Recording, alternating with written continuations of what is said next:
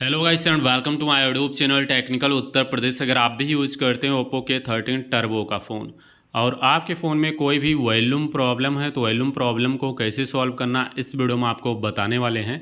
तो चलिए शुरू करते हैं। सबसे पहला काम है आपको अपने फ़ोन के सेटिंग्स में आना है।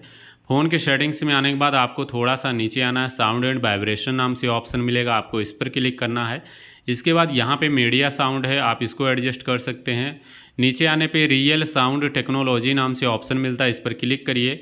इसमें तमाम ऑप्शन आपको मिलते हैं, तो आपको स्मार्ट वाला जो ऑप्शन है आपको स्मार्ट के ऑप्शन पे क्लिक कर देना है। इसके बाद आपको बैक आ जाना है। सबसे ऊपर सर्च बार आपके फ़ोन में मिलेगा, आपको ऊपर सर्च बार पे क्लिक करना है। यहाँ पे आपको सर्च करना है मोनो ऑडियो नाम से ऑप्शन मिल जाएगा, आप मोनो ऑडियो के ऑप्शन पे क्लिक करेंगे। मोनो ऑडियो का ऑप्शन बंद होगा तो आप इसको ऑन कर दीजिएगा। इसको ऑन करने के बाद ये जो ऑडियो बैलेंस है इसको लेफ़्ट साइड राइट साइड करेंगे।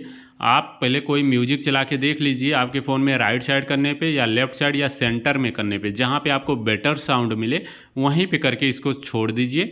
आपकी साउंड प्रॉब्लम दोस्तों सॉल्व हो जाएगी।